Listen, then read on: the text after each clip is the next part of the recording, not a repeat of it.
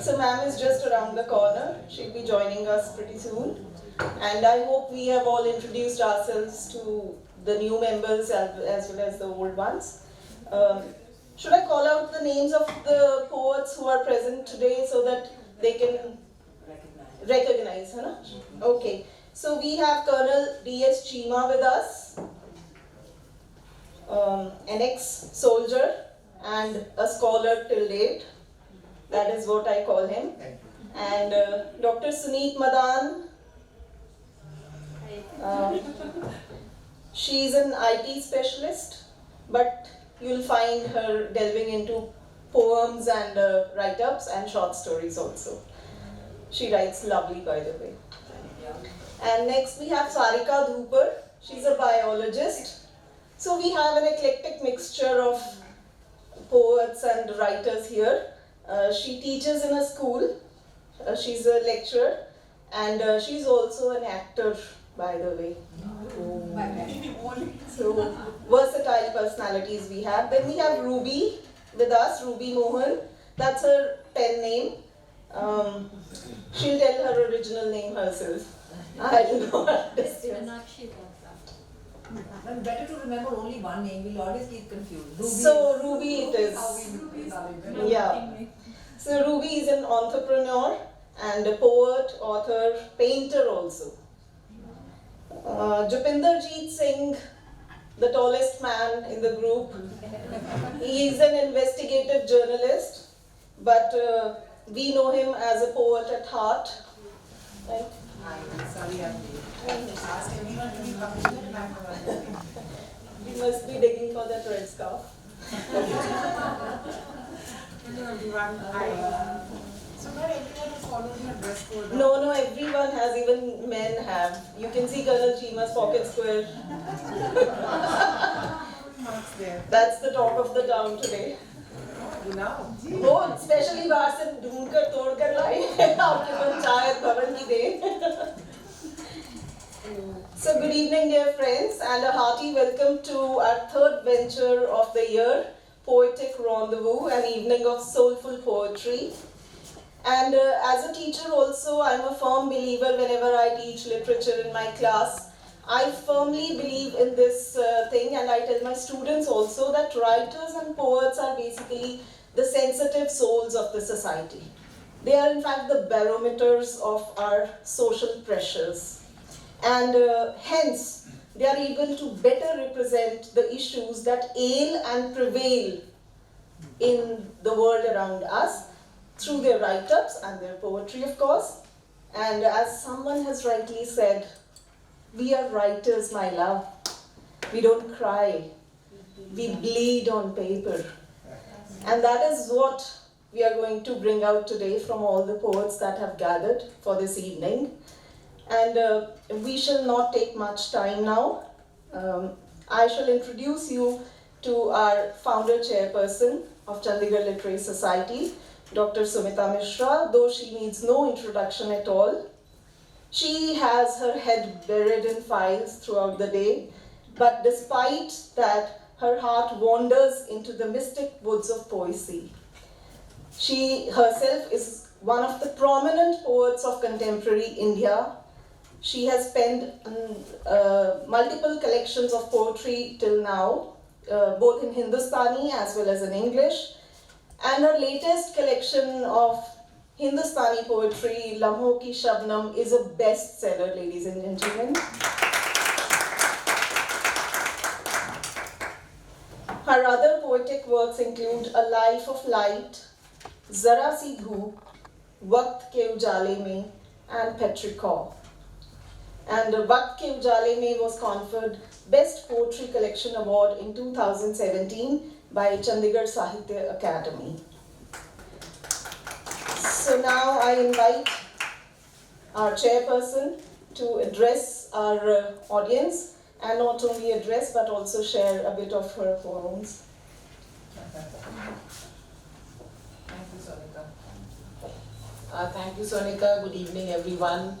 As always, it's a pleasure to be with members of the CLS family, and I welcome all of you. As Sonika mentioned, this is our third get-together.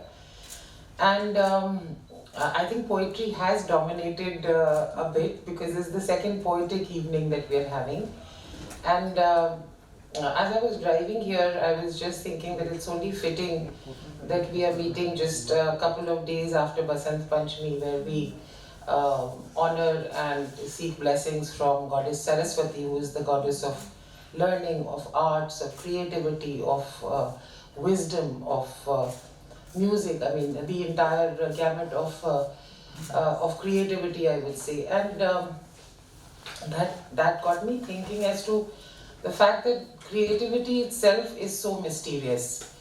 Each one of us who writes or attempts to write, and particularly poetry, would have experienced this sense of the fact that it is inherently so mysterious. It is not something that you turn on or turn off. And for me, it's a bit like nature, because nature restores us, renews us, confounds us. Nature can be as gentle as the kiss of a mother, and it can be terrifying, like a hurricane or an earthquake or an avalanche. And attempting to connect to one's own creative spirit, I think, is a bit like that. It is like traversing a deep, vast unknown, and perhaps each one of us in this life can only know so much. But yet, at the same time, that journey, that attempt is so gratifying, because we not only connect to ourselves, we connect to perhaps the deeper mystery in the universe. We connect to each other, we connect to society, we connect to perhaps generations before us. We know the thoughts of poets and writers of 1,000 years before or more, simply because they wrote, and the word survives like nothing else. So here's looking at all of you, here's a toast to all of us who write. And I think the creative spark, is scattered all around. It can sort of hit your consciousness anywhere. And I come here today not as a practitioner, but I would say in all humility to perhaps assimilate some creative sparks from all of you, because I'm always pleasantly surprised by the amount of talent that is there in this group, and that each one of you is a master in your own way, or a master in the making, let's say. So I hope we'll also learn and seek and grow together and with each other, and as I said, explore these mysterious boundaries of creativity and writing. So Nika had warned me in advance, and the good thing about being chairperson is that I get to sunav my poem first. So I have the freshest audience, and of course by the end of the evening you'll forget what I recited, because then we'll have heard so many more good poems, and you can actually remember and absorb only so much. But anyway, I will take advantage of, as I said, of being the chairperson, and I get to read out something. Now, I don't even know if this is a poem. It's from my last book, Petrica. The poem is titled For My Daughters. As I said, I don't even know if it's a poem, because I now feel when I read it again that I could have written so much more on this one subject, and I didn't know where and how to end the poem perhaps. Anyway, so this is For My Daughters. Age defies everything. Age defies everything, the crocheted covers of over tea cozies and flesh, the elegant but musty ways of my age, the barely buried disquiet, all rent asunder by youth. They seek so boldly. They seek so boldly, catapulting their voices over the walls. Years of practiced compromise have constructed so artfully around truth. I envy them. I envy this generation of my daughters. I envy them, I admire them, gobsmacked every time by the elan of their assertions. I bled silently. I was promised reward for a womanly blend of ability and sacrifice. And stupidly I believed the elders who had already sold their souls and bodies. I believed in dues earned by my sweat, by dogged discharge of the 100-fold assigned roles. I believed expensively for my spirit that I was the perpetual tipping point, that a universe of entitlement for me and my kind waited on my perfectly assaying contradictory duties. I believe the rightful new world waited on women like me, reared to be orchids, but contrary to character, desiccant, hardy newcomers. The belief helped them and me. The belief helped them and me. They bought my compliance. They bought my compliance, and I thought I bought acceptance. I waited a lifetime for equality. I waited a lifetime for equality in recompense and retribution, in recognition and respect. And I grew angry. And I grew angry, the weight curdled in my soul, turning it rancid and bitter. But I see these young women today, and my heart pulses with something that's joy and jealousy mixed up. Their voice is still a silken thread. Their voice is still a silken thread, but one that can choke all calumny with. They may not be as invincible as they appear, but damn, it's a fine fake. And one that will soon acquire the sheen of repeat performance. In any case, they display what old intransigent rebels like me still toast. Youth should be nonchalance. Youth should be nonchalance, a shrug, a dismissive laugh, a smoke ring blown in someone's face, a covenant with immortality, a knowledge of equity, a conclusion of justice. In today's tribe of my daughters, there is all this and more, and the touching bewilderment of the young. And the touching bewilderment of the young, summer storms, lightning, and the wetness of rain only they know. Yet I see their ease of faith, as if the future had arrived to stay. I too yearn to believe the same for their lives. But whatever is or is not, this I know. They shall speak stronger. They shall harness the winds better. They will not surrender before the tide turns. They will not surrender before the tide turns, as their mothers did not. Yet they will not expend a life over lost causes. I hope ours is the last generation that does that. Oh, that's not in the poem. Oh. Yet they will not expend a life over lost causes. They will not battle between being victorious and being good. Aside, all morality seems to rest on the shoulders of women. Anyway, they will be able to ride the tiger proudly, flaunting female form and power. They will not need to lay siege to a world of inequality. Their fight will be smaller and much larger. Their fight will be smaller and much larger, the one common to men and women everywhere, in all times before and all times to come, to find and be oneself. To find and be oneself. Thank you so much, ma'am, for that beautiful, heartfelt rendering. I think all of us were really moved by your words. And it's a beautiful opening to this evening. We welcome you all, ladies, gentlemen, and fellow poets, to this wonderful evening full of creativity and poets. So we had a draw of lots earlier, and we'll be I'll call out the name of the poet and give you a brief bio. So you can start with the title of the poem and your poem. So the first poet of the evening is Dr. Suneet Madan. She is a poet, artist, and storyteller by passion, who works as an IT professional. Her writing has found its way into numerous anthologies, newspapers, and online platforms. She has developed her very own unique style of poetry, which you will get a glimpse in her upcoming book. Numerous literary groups have acknowledged her talent by showering her with recognition and awards. Dr. Suneet Madan, please. So last event I had to request for the opening one, and now this time it was just out of the draw of lots.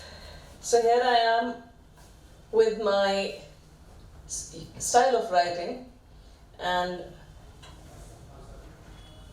I would not, which I usually used to tell that how to connect, but I will just leave it for you to kind of gauge how it's been written. And the poem is titled Hope Ignited. So it has 3 sections. The first one is titled Seasons. Dewdrops, humming bees, blooming flowers, hope ignited. Balmy days, blue skies, chirping birds, hope ignited. Cool breeze, little drizzle, bright rainbow, hope ignited. Winter chill, snow carpet, warm hearth, hope ignited. The second part is lifespan. Wobbly steps, exuberant baby, nurturing mother, hope ignited. Diverse disciplines, honing versatility, successful execution, hope ignited. Wounded soldier, unknown territory, own flag, hope ignited. Reunited fraternity, highly decorated, regained armor, hope ignited. And the third section is the love life. Lowered eyes, speaking smile, heard silence, hope ignited. Brief meetings, coded messages, missed calls, hope ignited. Desiring togetherness, family blessings, hearts united, hope ignited. Accommodating partner, deep understanding, emotionally fulfilling, hope ignited. Thank you. Today evening. She is a 22-year-old with dreams as limitless as the sky and passions as boundless as the seas. A photographer of sunsets and skylines, among other things warm and nice. She also has the superpower of finishing 1 book a day.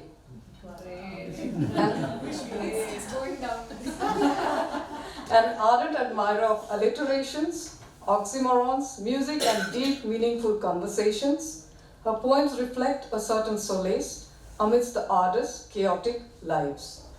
A keen observer of the ebbs and flows of life. Jyotima Sharma, please.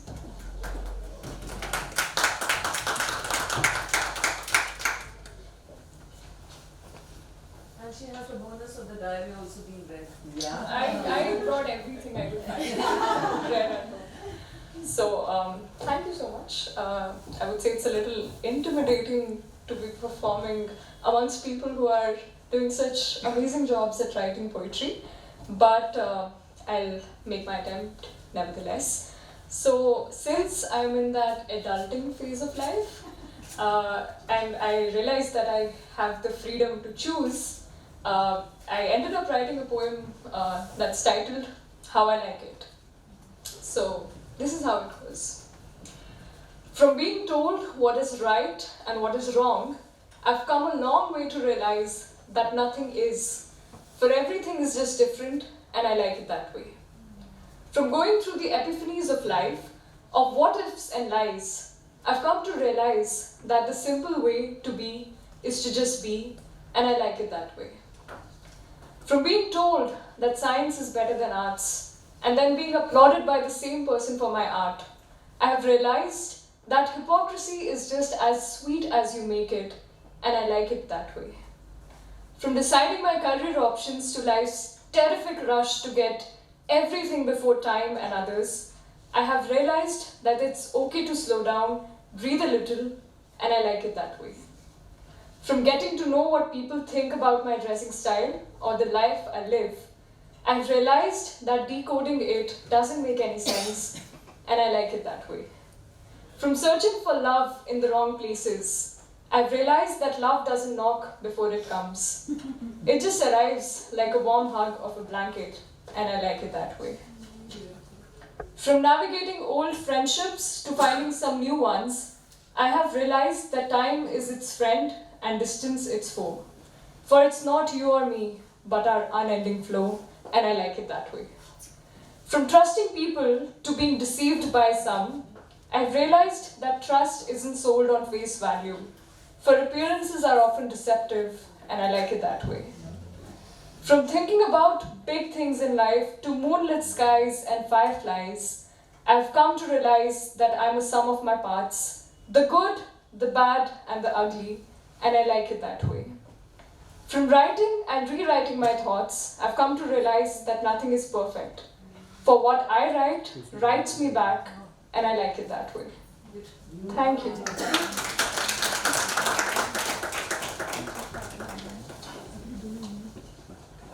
Thank you, Dutima. The next poet is Lily Swaram. She is an internationally acclaimed multilingual poet, author, columnist, gold medalist, university cover holder, radio show host, and peace ambassador. She has authored 7 books, for which she has got a Best Author Award and Chandigarh Sahitya Academy Award, and a book on Urdu ghazals. She has 70 awards, 70, not 70, including Royal International Prize for Poetry, Global Icon of Peace, Sahitya Ratan, Gujarat Sahitya Academy Award 3 times, Master of Creative Impulse, Sarojini Naidu Award, Woman of Substance, and Order of Shakespeare Medal, etc. Her poetry has been translated into 21 languages. Lily Swaram, please. Thank you so much, Dr. Devyani. Dr. Sumita, a joy to be here and hear you and everybody else. So my poem is titled He Writhe. He Writhe is a Welsh word for homesickness. You know, and it's probably talking about students who come out of their homelands, people who come out to find a living, people I feel strongly about. He writhe. He came across the tossing of the oceans, the unending expanse of the vast mountainous terrain, the searing heat of the deserts in search of a place for himself in this colossal scheme of things. The rigors of a fading peasantry, the penury-stricken parents gazing into the horizon with vacant eyes, devoid of hope. Burdened under the yoke of debt, his swanky city education a waste, entirely spent in being a no-good wastrel, a wayside Romeo waylaying pretty girls, until he decided to sell the farmland and board the mighty Airbus to fly into the land of plenty, the dreamland that beckons many a stargazer into its welcoming arms. The grind began in earnest, the ready-made meals, huge portions of fat dripping faster than fast food, the bone-chilling cold biting into his homesick heart, slapping his hopes with tsunamis of autumn leaves, taking him to the valley where he was born, the russet and gold blitzkrieg, shaking him out of his reverie and aching beyond measure, seeping like poison into his veins, the sunsets of his homeland, coloring the horrifying nightmares with bloody shades of scarlet and crimson. The pattering of the rain flooding his eyes with copious tears, spilling into his cold as ice insipid salad, making him howl for his mother's cooking, the fragrant basmati rice, the spices of India. It was a he-writhe that had no explanation.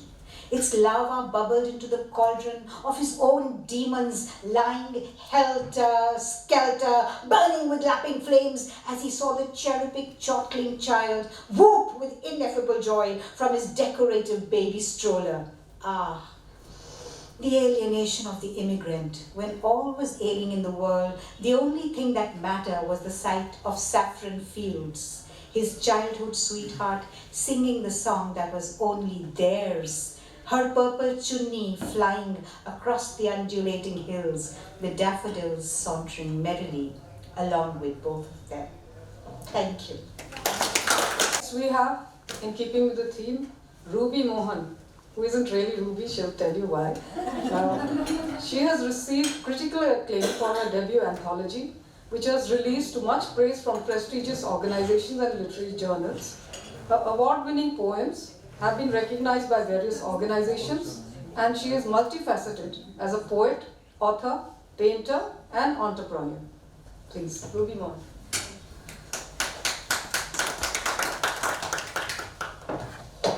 Thank you, Dr. Devyani. Hello. Are we having fun? Yes. I'm Ruby, and it's an honor to present my poem, The Ballad of the Open Road.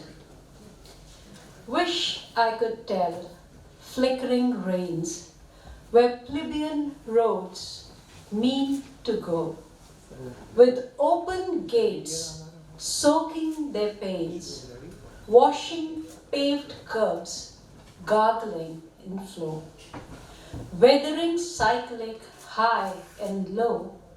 What love a tarry heart knows, while seasons change and our minds grow, winding in looping curves it flows. Drizzle mizzle scotch misty plains, dew purling on thorny hedgerow, downy pronged the thick linden strains, drooping each fragrant pendant bough. Dusky lit skies, quick silver glow, darkling heather, bracken and rose, darting wet drops, slaking its woe, winding in looping curves it flows. Thudding, thumping, wheels tune refrains, throbbing tempo, drums quick or slow, tempestuous the wind sustains, thundering nebulous sorrow. Taking their pelting strike and blow, taper pitch black, rise and furrows, tasking stories high and lowbrow, winding in looping curves it floats.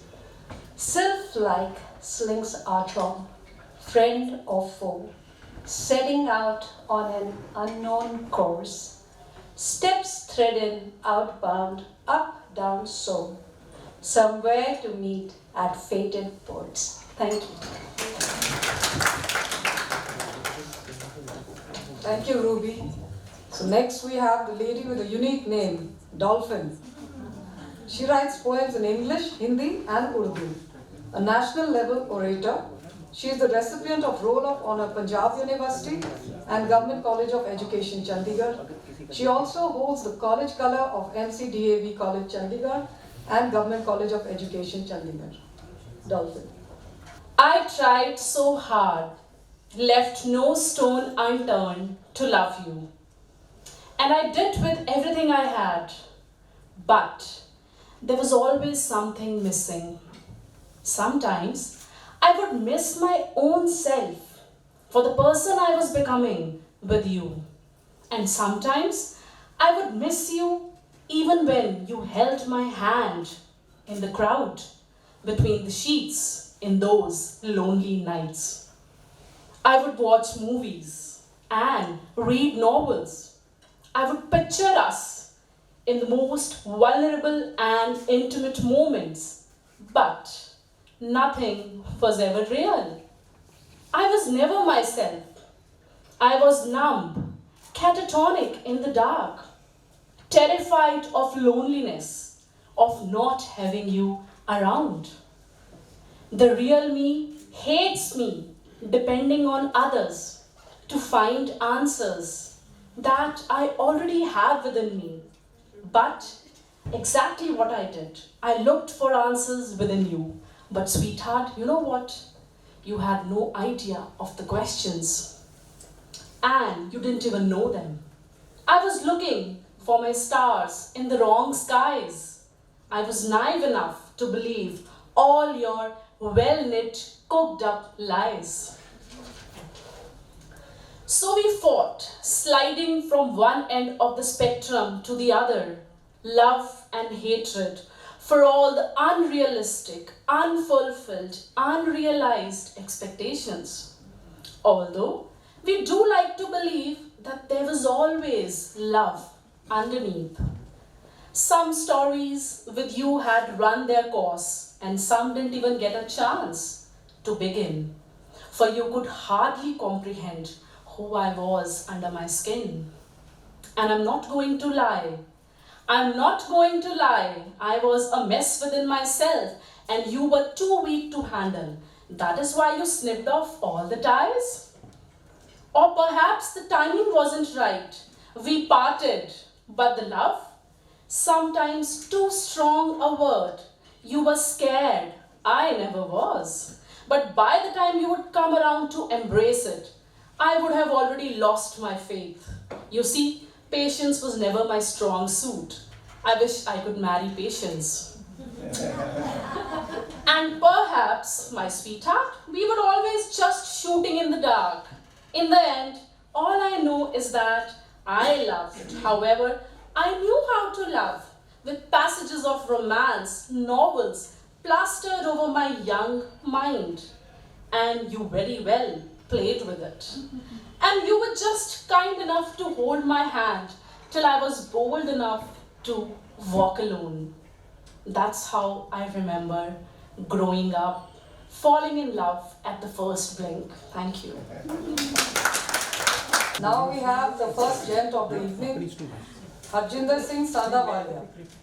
He is one of the founder members of the non-profit Sikh Center, SOCH and Outreach, and spokesman Interfaith Group KBIG in USA, which is a bridge between the consulate and the Indian community. He has authored a book. He retired from Microsoft and now lives in Chandigarh. Mr. Sandawalia. Very beautiful evening tonight. Well, you guys all deserve kudos for one solid reason. Everything has expiry date. Poet do not have expiry date. So you will live all the way where you want to go to. So this simple poem is just knocking the door of a god. Prayer poem. Oh God, gives me light, but do not make me financially tight. I will make you looking bright, telling you folding both my hands upright. Oh God, give me light. My family is by my side. I reach home by midnight because my future is not all bright. Oh God, give me light, telling you both my hands upright. Clean my soul with soap sunlight and fill my body with energy neck tight. Oh God, give me light, telling you both my hands upright. If I am quite right, bless Harjinder to fly like a kite. Telling you both my hands upright. Oh God. Thank you very much. God give me patience and give me right now. Thank you, Mr. Sandawalia. Your bio is expected a very serious poem, but we have to laugh. You can think to live. You are very tight. We all have to take a try. Rita Rana is right, so she's the next poet. Rita Rana, a soft skill trainer and motivational speaker who has graduated from being an avid reader to a writer. She writes poetry in Hindi as well as English. Rita Rana, please. इतने उसके fan है क्या दुनिया को उसने रंग बदल दिया. We also do the survey worldwide. What is the happiness level in the world? I have been to 28 countries. उसको कैसे improve करना? I was in the PTC debate with the one.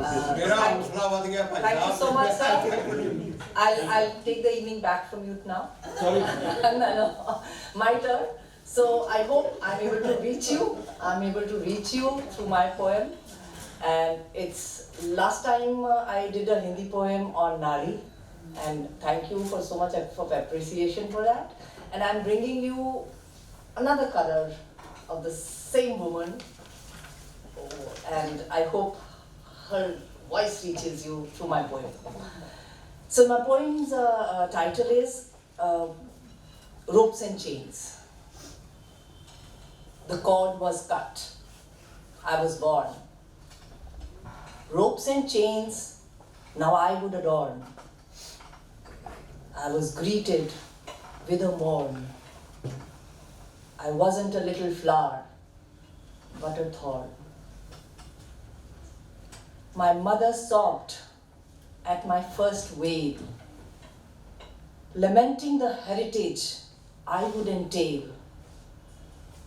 Burdened at birth with lifelong travails, wishing for me, my will may prevail. Invisible was the string that bound, gossamer thin, delicately woven all around.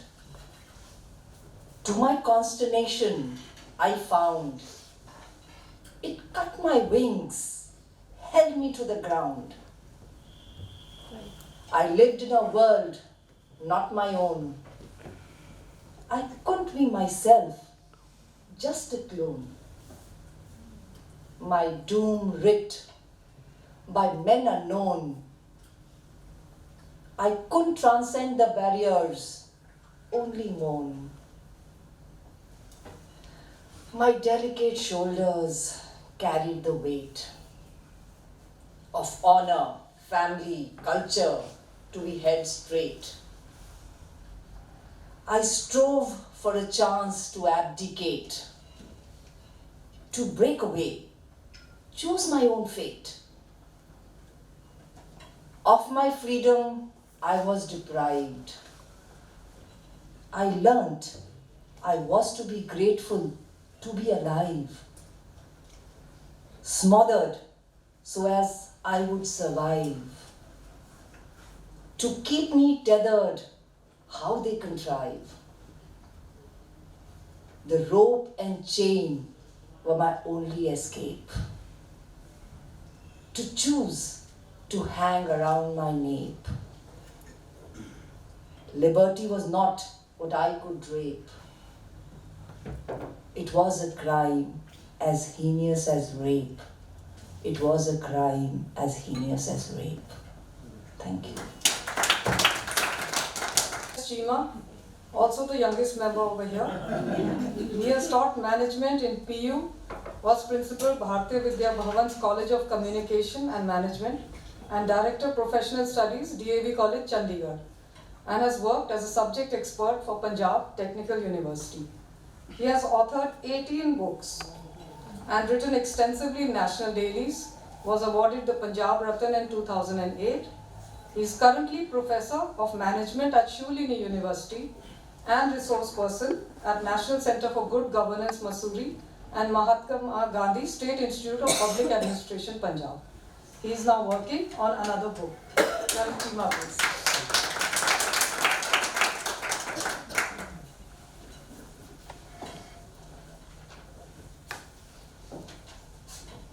Good evening, ladies and gentlemen.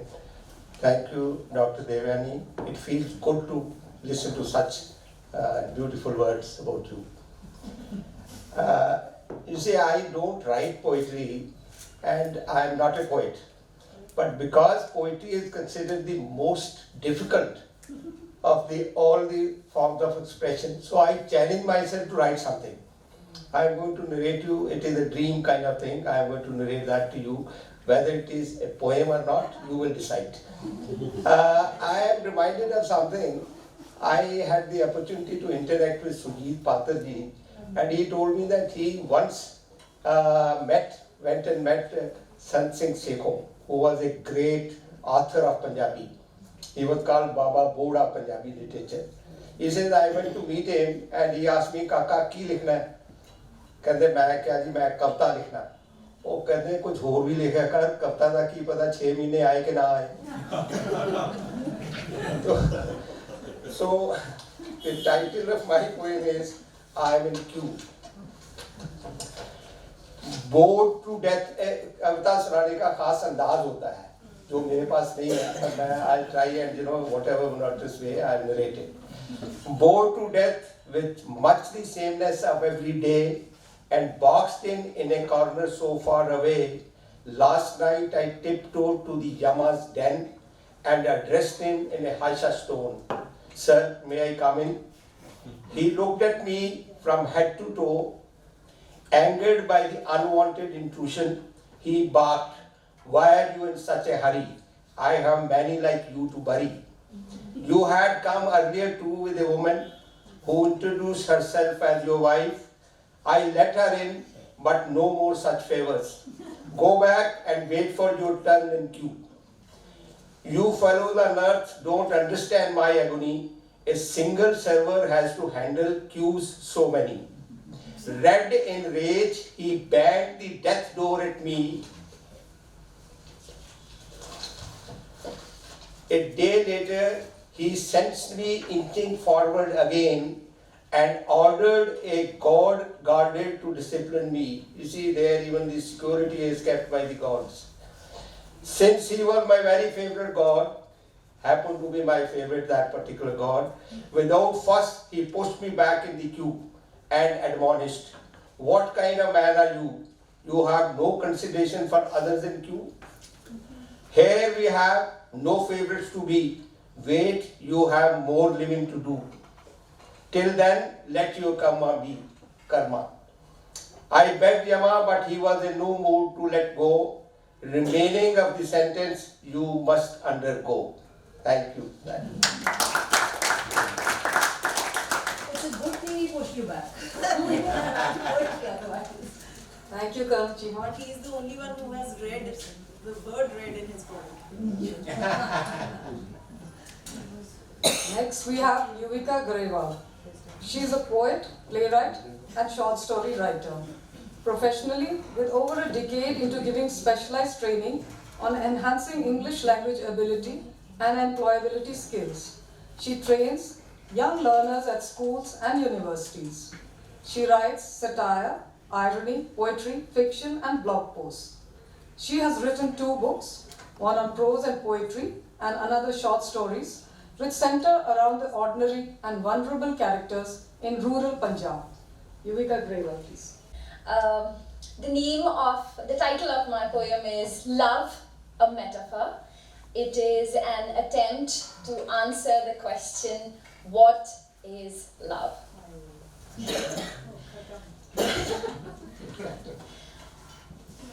Love is a cockroach. It comes out at night, crawls on you, and inside it feeds on the remnants of memories of the ones who left you. Love is a teardrop, a curse of those who on their way out of the door looked back at you for one last time and told you, you will never get true love in life. Sometimes love is a sticky dough on your fingertips. Do not wash it off. Keep it, leave it, and feel it. And then one day, in some dry flower of love, roll your fingers and see it transform. Love is an art. Love is a chappal. Lying deep under your bed, go down on your knees. Get it. Love is a packet of spices on the uppermost shelf of your kitchen. Go on your toes. Get it. Love is a lost passport.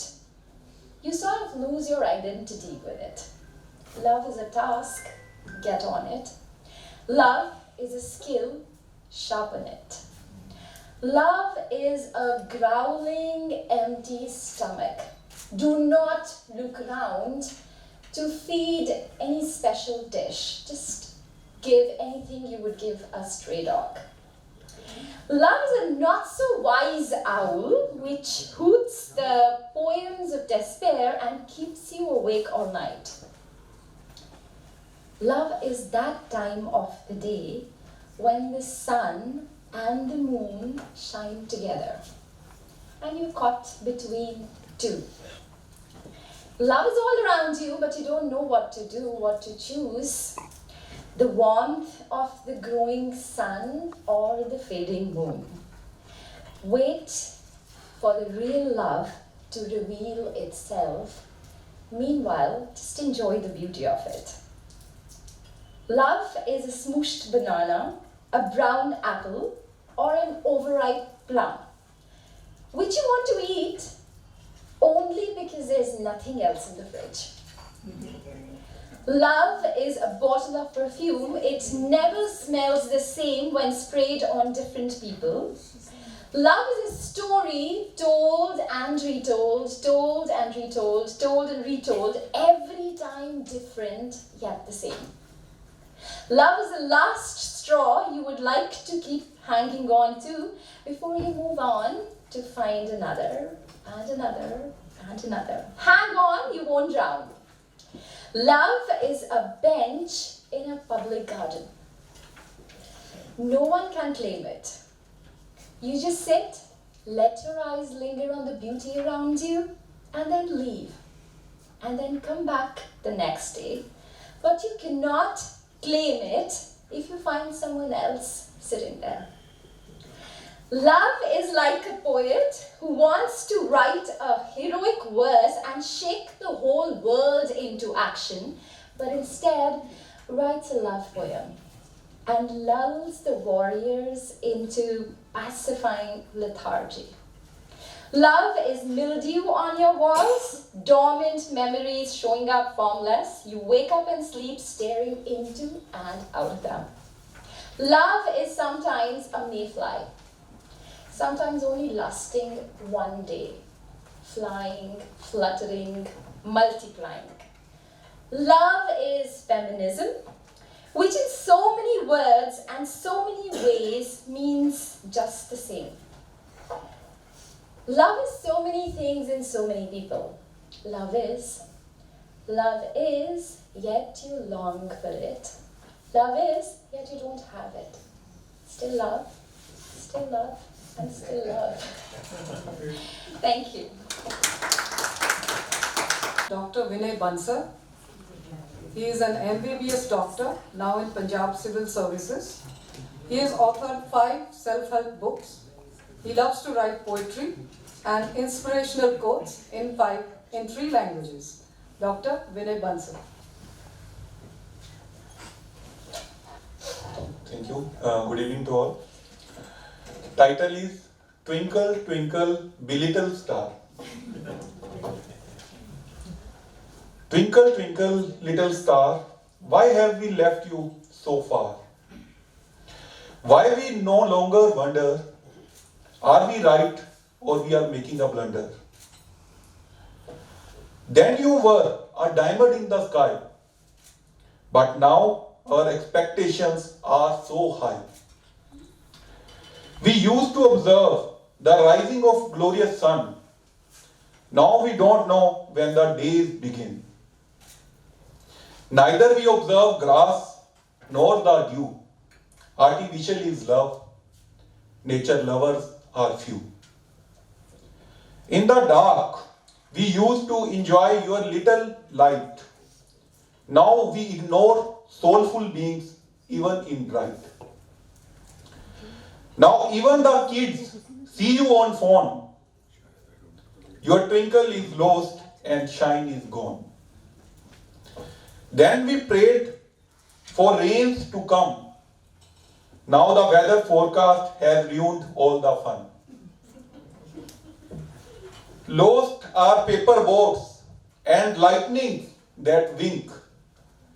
Now lightning is just a type of sail and paper boat is just a drink.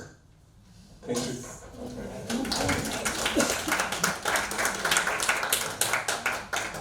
Thank you, Dr. Bansal. Next we have Jupinderjeet Singh. He is a special correspondent with the Tribune covering crime beat and politics for Punjab Bureau, a recipient of the Prem Bhatia Young Journalist Award, He has penned 4 books in English and is writing more. He has contributed 2 chapters, Crime Reporting and the Art of Writing Riddles in a book by the Institute of Mass Communication, New Delhi. Please come. Japinderjit Singh. Oh, that's the problem I always get. Thank you Devani and thank you Sonika. I'm going to recite a very short poem. It's just 14 lines. Not exactly a sonnet. And so, for men, the feminine mystery is something which is the biggest mystery in the world. And It shall stay. unfortunately for my life, it stays. And so, there are so many inner and external conflict a woman goes through. And let us be the judge. So, this poem is actually inspired from a painting of Radha and Krishna, which I saw in Nansuk's painting. It was the, those miniature paintings. It was displayed in Jammu. So this is, the poem is about a lover, a girl going to meet her lover, and the conflicts she has, and the courage also she has. So it's titled Touch. Through the dangerous ravine and the crocodile-infested river, and past the snakes in the valley, she tiptoes to meet her lover. Ducking from the prying eyes and the unknown dangers of the dark, to climb past the chilly mountain and meet her beloved. Braving all the perils, conquering her fear, and unfazed all the way. But she trembles. Lo, behold, she trembles just at my touch. Thank you.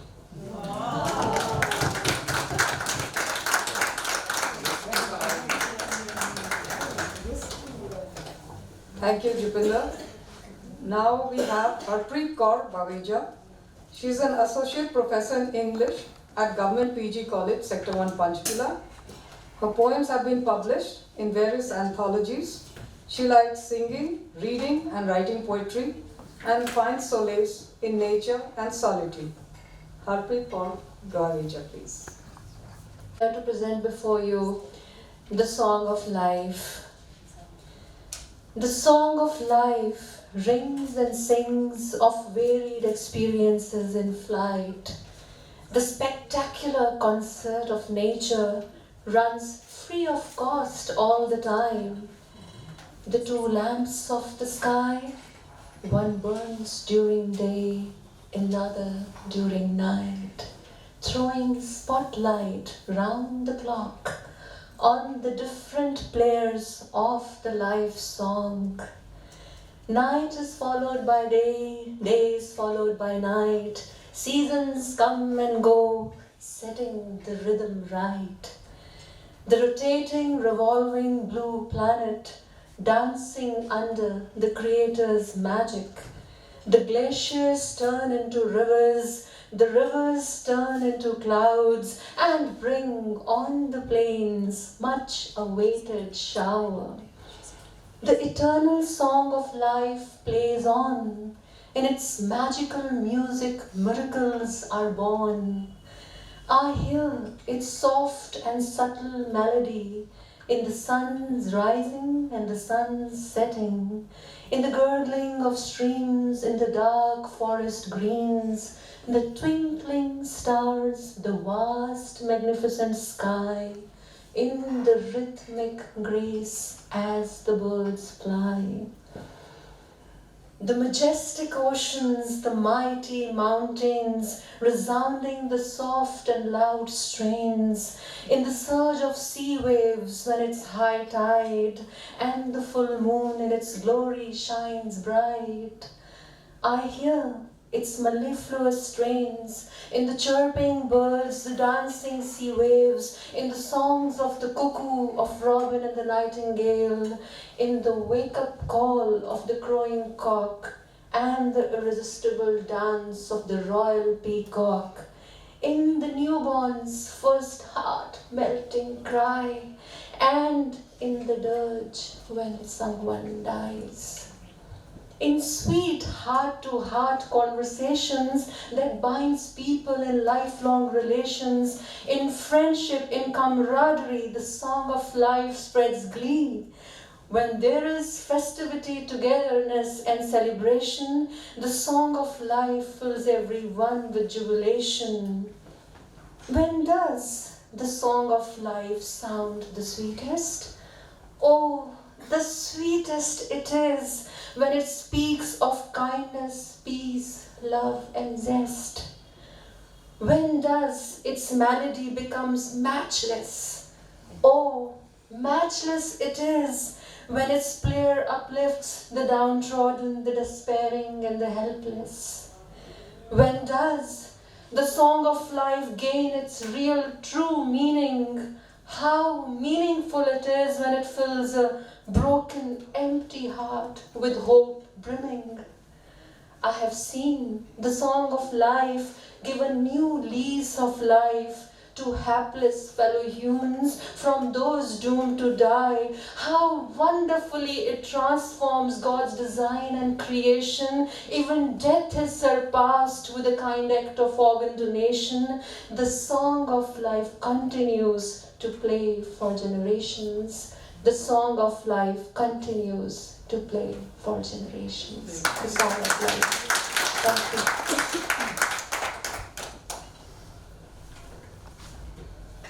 Thank you, Harpreet, for that melodious rendering. Next we have Steffi Bateja. She is a poet, editor, and painter from Chandigarh. Poetry and painting are two of her biggest passions. She has taken part in numerous anthologies under various publishing houses and has edited a book under the Impish Lass Publishing House. Steffi Bateja, please. My name is Steffi Bateja and I'm a relatively new addition to the CLS family. And today I'm going to be reciting a self-composed poem titled Healing. This is for all those people who are struggling with health issues, mental or physical. May God bless and heal them. Healing. This is how it goes.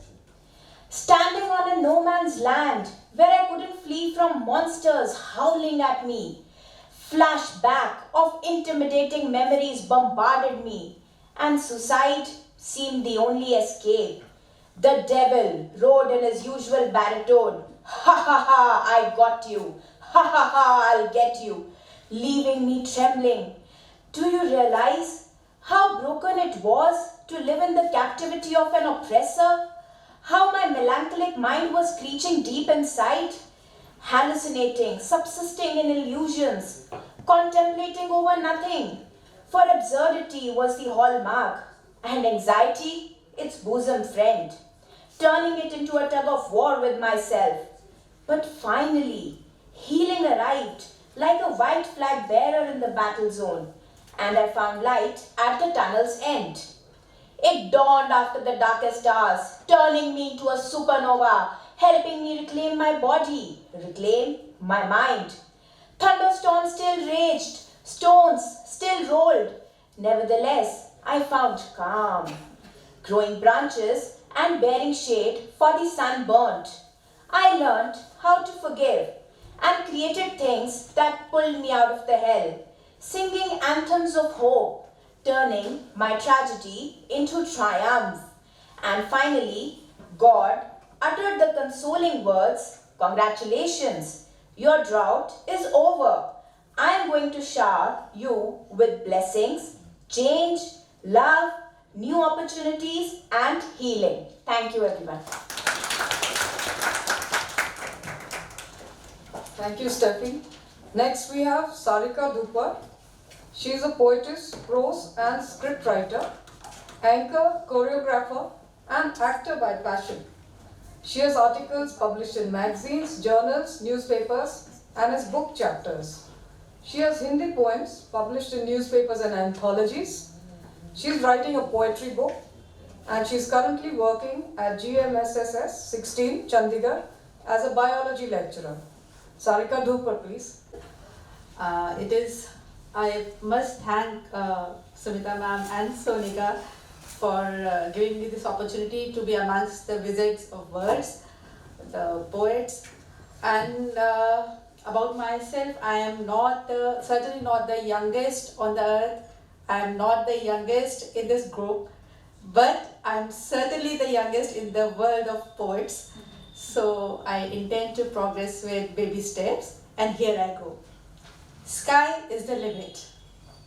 A doting mother and a devoted wife. Well, that's not all in all about my life. Great ideas, loving family, and loyal friends inspire and push me to try my hands on the latest trends. The light of knowledge and experience guides my pace. The grace, love, and warmth for mankind brightens up my days. Humility and gratitude embedded deep in my soul. I strongly believe in being inspired by one and all. Aspirations and fantasies, desires and dreams, all sting. Thus to fly far and high, I have spread wide my wings. Not only do I strive to achieve my goal of attaining heights, my purpose in life involves uplifting fellow women and safeguarding their rights. Enlightening adolescents on various social issues is also part of my mission. I wish to teach, mentor, and guide kids by being a true inspiration. Mental health issues aggravating in people all around trouble me a lot. I intend to leave no stone unturned in helping them out of the woes they have got. There's absolutely no time for me to stop or be timid. I'm all geared up for the challenges, sky being the limit. Sky is the limit. Thank you. Thank you.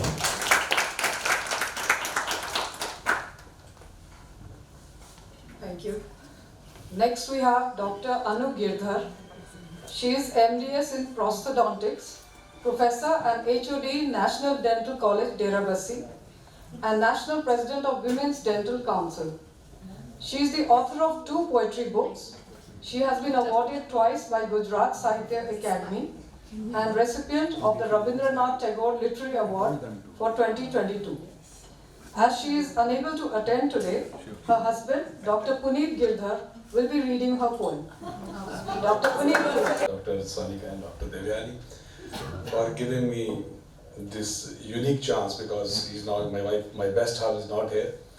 So she has sent me and pushed me here because this is, I think, after the 40 years that I am reciting an English poem after my kindergarten.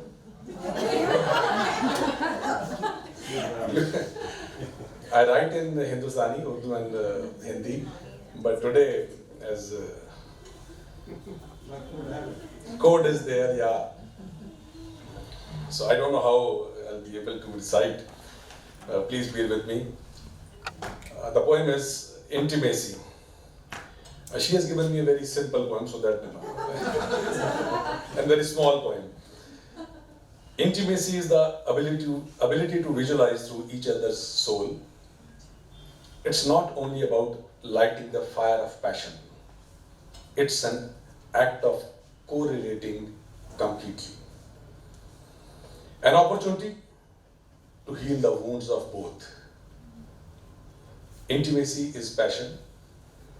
Passion is a feeling of choosing each other over and over, without a doubt, without any pause.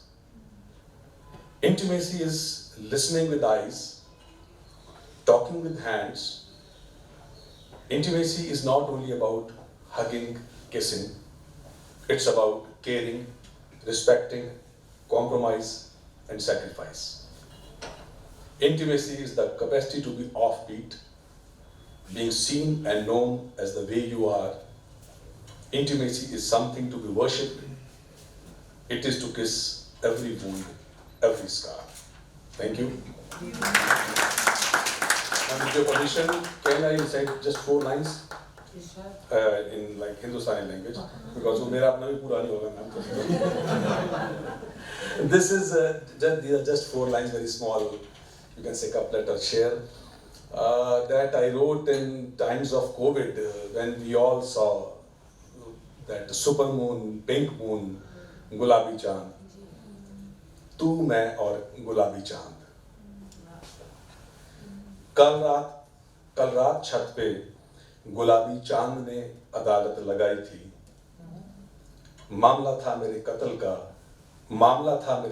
का और तेरी निगाहे तहमत की सुनवाई थी. न था कोई खंजर, न सुराग, न कोई निशान, तो फैसला होता कैसे. न था कोई खंजर, न सुराग, कोई निशान, तो फैसला होता कैसे. चश्मदीद थी तो बस एक तेरी मेरी गुफ्तगू, चश्मदीद थी तो बस एक तेरी मेरी गुफ्तगू, और उस पे सिर्फ चांदनी की गवाही थी. Thank you. Husband and your poem also, recitation. Next we have our own Dr. Sonika Sethi. She is Associate Professor of English in SD College, Ambala, Kent. She has authored 4 books and edited 2. She is the executive editor of Reverse Beat, a monthly literary magazine, and writes a weekly column, Spellbound by Sonika. She has written over 100 articles in Hindustan Times, The Tribune, etc. She conducts workshops on creative writing, soft skills, personality development, art of storytelling, and intellectual property rights. She is coming up with her maiden poetry collection this year. Dr. Sonika Sethi. सी मेरे साथ जाती हो गई. अब doctor Girdhar के बाद कोई मुझे नहीं सुनने वाला. नहीं, बट वैसी दाद नहीं ना मुझे मिलने वाली. No. I'm trying to have faith. सही बात है ना sir. Anyhow, so the title of my poem is "It's Your Smile I Dread." The night is over. The icy dawn engulfs the heart cold. Into the glinting mirror, a somber reflection I behold. You don't utter a syllable. You don't utter a syllable, and yet a gazillion stories unfold. In the orange light of the premature dawn, a palette is spread. Purple bruises, raw pink wounds, and gashes bleed red. A palette is spread and purple bruises, raw pink wounds and gashes bleed red. It's time to raise your voice. Do not wait until you are dead. For your sores and tears I fear not. It's your smile I dread. Once again you've painted your face. The concealer conceals well. Powdered nose, gold-rimmed eyes, glossy lips.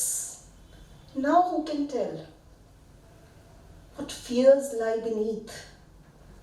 What pain sears under and what storms you quell? Every day the same ritual you perform, the same path you tread, the putrid life you lead, the ominous wish that you were dead. Hiding pain behind the veil of a pasted smile you want to shred. Certainly, your sores and tears I fear not. It's your smile I dread. He that torments you, his tyranny you shield under that coated face. Tears, sighs, groans, moans are stifled, lest they bring disgrace. Wounds, scars, bruises, welts replaced by the smile you embrace. Do not encourage the perpetrator. Do not encourage the perpetrator by keeping quiet and acting dead.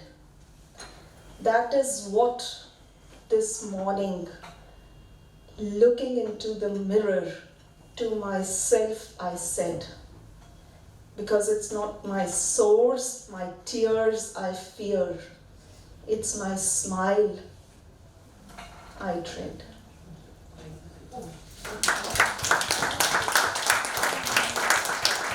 Last poet of the day, and but not the least of course, because Devyani has put in a lot of hard work, and she's been gathering all your bios and coming up with such a good teamwork. So Devyani is she holds a PhD in international terrorism, and she has also taught at Delhi University and worked with the Lok Sabha Secretariat as executive officer in the Committee on External Affairs.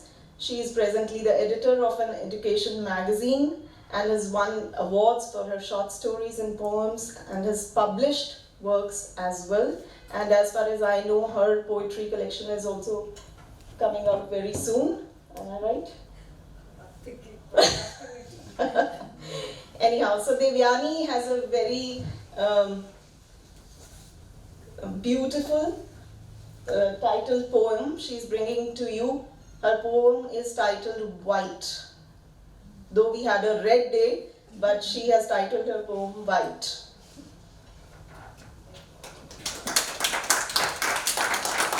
Thank you, Dr. Red and white वालों की बात ही कुछ और। Yeah, I'm sorry, I'm taking you away from the theme. Today, red is a vibrant color, but my poem is about white, like how much of white is there in our lives and how much do we notice. So, white.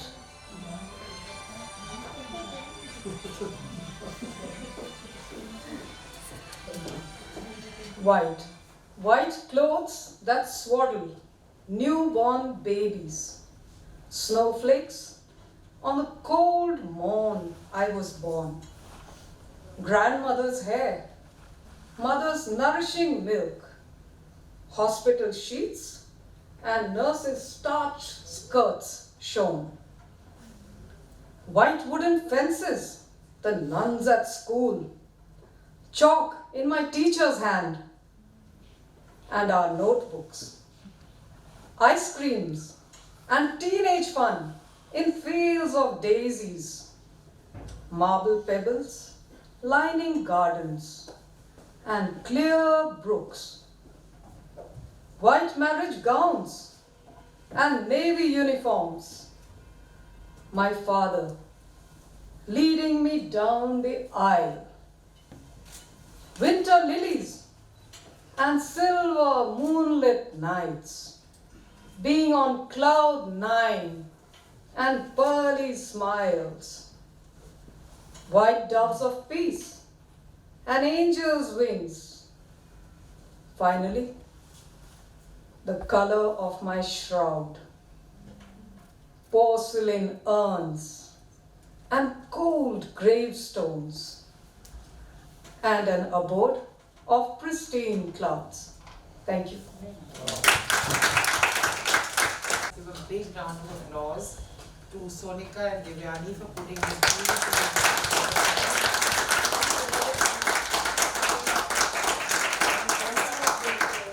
and also to the few listeners we had, because the rest of us were listening to each other, but there were some dedicated souls here who were not reciting and were there all evening to encourage all of us. Here for the audience.